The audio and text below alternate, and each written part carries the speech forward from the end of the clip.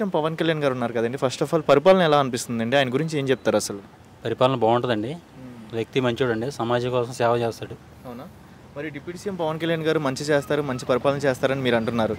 రీసెంట్గా చూస్తున్నట్లయితే కేసీఆర్ కూతురు కవిత గారు ఉన్నారు కదండి, ఒక కామెంట్ అన్నారు, డిప్యూటీ సీఎం లక్కీగా అయిపోయారు పవన్ కళ్యాణ్, సీరియస్ పొలిటీషియన్ కాదు పవన్ కళ్యాణ్ అంటున్నారు. మరి నిజమేంటారు? ఇవన్నీ కామెంట్స్ కానీ వాస్తవాలు లోతుకెళ్తే వాళ్ళకే తెలుస్తుంది.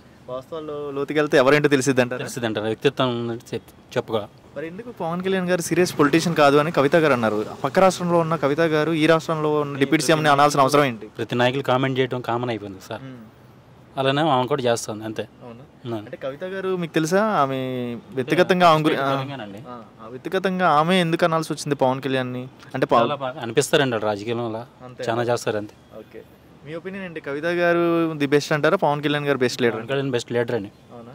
లక్కీగా ఎవరు వచ్చారంటారు? కవిత గారు వచ్చి ఉంటారా, పవన్ కళ్యాణ్ వచ్చారంటారు? కష్టపడకుండా పొలిటికల్లోకి ఎంట్రీ ఇచ్చిన వ్యక్తి పవన్ కళ్యాణ్ అండి.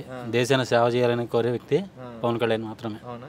మరి కవిత గారు ఒక మాట అన్నారు, కష్టపడకుండా అన్లక్కీ, అంటే లక్కీగా వచ్చేసారు డిప్యూటీ సీఎం కంటే లక్కీగా వచ్చేసారంటే ఈజీగా వచ్చేసారని అనుకుంటారు. అనేది కష్టం లేనిది రాదు కదా సార్.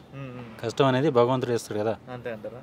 జనం ప్రజలు ఇచ్చేది తీర్పు అది.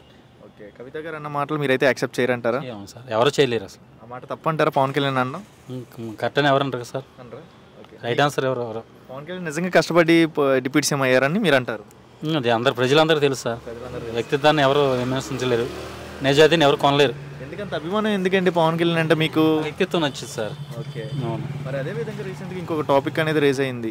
పవన్ కళ్యాణ్ గారి వైఫ్ అలా ఇంట్లో చిన్న బాబుకి ఫైర్ యాక్సిడెంట్ జరగడం వల్ల తిరుపతి వెళ్ళి మొక్కు తీసుకుందాం అనే సమయంలో ఒక క్రిస్టియన్ అయ్యి రాకూడదు అక్కడికి అని చెప్పి కొంతమంది అంటున్నారు కదా. సాంప్రదాయాలు పాటిస్తుంది, సాంప్రదాయాలు గౌరవిస్తుంది. అది క్యాస్ట్ పరంగా కాదు కదా. యాజ్ ఎ రూల్ ప్రకారం మేడం గారు వెళ్ళారు ఇన్సైడ్కి టెంపుల్లోకి, సిగ్నేచర్ పెట్టి ఆల్ ఫార్మాలిటీస్ ఫినిష్ చేసుకుని లోపలికి వెళ్ళడం చూసాం మనం. ఒక హిందూ ధర్మాలు ఎలా ఫాలో చేస్తారో అలా ఫాలో చేసి వెళ్ళారు. అండ్ అన్నదాన కార్యక్రమాలు 15 లక్షలు డొనేట్ చేసి రావడం చూసాం. పవన్ కళ్యాణ్ వ్యక్తిత్వం ఎలా ఉందో ఆ వ్యక్తిత్వం అలా పంచుకుందాం. అదే వాళ్ళ వైఫ్గా. కొంతమంది ఎందుకు టార్గెట్ చేయాల్సిన అవసరం ఏంటి పవన్ కళ్యాణ్ గారి వైఫ్ని?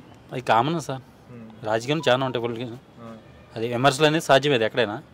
కొంచెం ఎక్కువ చేస్తున్నారు పవన్ మీద, ఏంటంటే ఎదుర్కోలేక నెక్స్ట్ ఏమవుద్దని భయంతో అలా చేస్తున్నారు అంతే.